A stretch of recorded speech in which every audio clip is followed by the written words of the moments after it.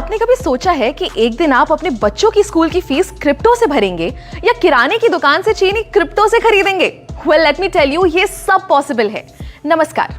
क्या आप भी हर जगह bitcoin, crypto currency, digital wallet जैसे शब्द सुन सुन के थक चुके हैं मगर समझ नहीं पाए कि आखिर ये है क्या?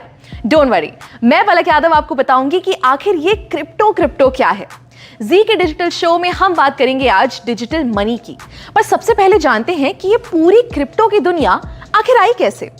सबसे पहले था बार्टर सिस्टम, जैसे गेहूं के बदले जूते, आम के बदले सेब या नमक के बदले चाय। मगर क्योंकि ये सिस्टम में बहुत सी दिक्कत थी, जैसे कोई आम के बदले सेब ना ले तो फिर मुद्राओं का इस्तेमाल शुरू हुआ। सोने के, चांदी के, तांबे के और भी तरीके के सिक्के इस्तेमाल होने लगे। पार्टीशन से पहले भारत में दमड़ी, टका, पाई, आना, दमन्नी, चवन्नी, अठन्नी और रुपए के सिक्के चलते थे। मगर सिक्कों के भारी वजन की वजह से उनको लेकर इधर उधर जाना बहुत मुश्किल होता था, इसलिए पेपर करेंसी यानी नोट आना शुरू हुए। अब नोटों का इतिहास तो हम जानते ही हैं। 10,000 के बड़े बड़े नोट से शुरू होकर जो वॉलेट में भी ना आए, नोट छोटे से छोटे होते गए और अब तो ज्यादातर लोग बिना पेपर करेंसी के ही चलते हैं। आज से 5-6 साल पहले किसी ने सोचा भी नहीं होगा कि सिर्फ एक क्यूआर कोड को स्कैन करके किसी को पैसे भेजे जा सकते हैं। मगर आज पेटीएम, गूगल पे, फोन पे हर दुकान नुक्कड़ पर मिल जाएगा। ऐसे ही मैं आपसे कहूं कि डिजिटल करेंसी की दुनिया दूर नहीं है तो शायद आप भी विश्वास नहीं करेंगे, मगर 2009 से ही ये पूरी दुनिया शुरू हो चुकी है। शुरुआत में लोगों को इसके बारे में उतना पता नहीं था, मगर पिछले कुछ सालों में ये बहुत पॉपुलर हो गया है और आगे ये सिर्फ बढ़ेगा ही। मगर ये डिजिटल करेंसी या क्रिप्टो करेंसी होती क्या है? डिजिटल करेंसी एक वर्चुअल करेंसी है, यानी जिसे आप इन नोटों की तरह अपनी जेब में नहीं रख सकते। ये हमारे ऑनलाइन वॉलेट में रखी जाती है, यानी बिना किसी झंझट के आप इसे कहीं से भी एक्सेस कर सकते हैं। अच्छा, इसी का दूसरा नाम कह सकते हैं क्रिप्टो करेंसी। Crypto currency. अब करेंसी का मतलब तो हम समझते हैं पैसा, मगर ये क्रिप्टो किस भला का नाम है?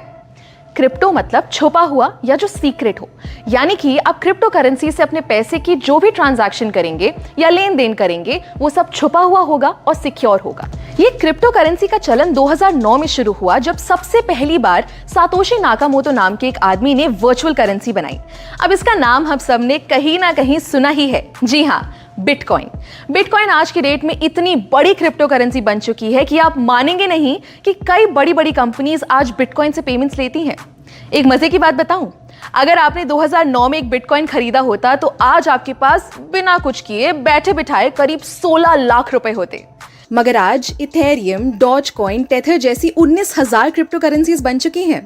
इन करेंसीज को हम खरीद सकते हैं, बेच सकते हैं और चाहे तो इनमें इन्वेस्ट भी कर सकते हैं। अब ये तो हम समझ गए कि क्रिप्टो करेंसी एक तरीके के ऐसे पैसे हैं जिन्हें हम छू नहीं सकते, मगर अगर हम इनसे खरीदेंगे या बेचेंगे तो इसे कोई कंट्रोल कर रहा होगा क्या?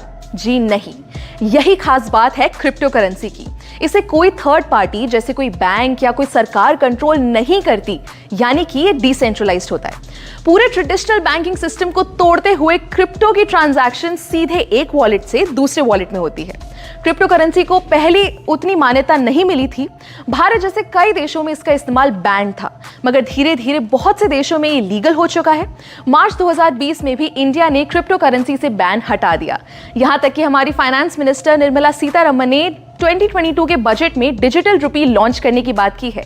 जी हां, भारत की पहली डिजिटल करेंसी। आरबीआई द्वारा लॉन्च की गई ये करेंसी रुपये के बराबर होगी और इसे फिजिकल करेंसी से एक्सचेंज किया जा सकेगा। है ना कमाल की बात? दोस्तों, क्रिप्टो की ये दुनिया जितनी बड़ी है उतनी ही इंटरेस्टिंग भी है, तो इनके बारे में हम जितना जाने उतना कम रहेगा। अगली वीडियो में हम आपको बताएंगे क्रिप्टो से जुड़े एक बहुत अहम चीज के बारे में जिसका नाम है ब्लॉकचेन। तब तक के लिए स्टे ट्यून्ड और देखते रहिए जी न्यूज़ डिजिटल।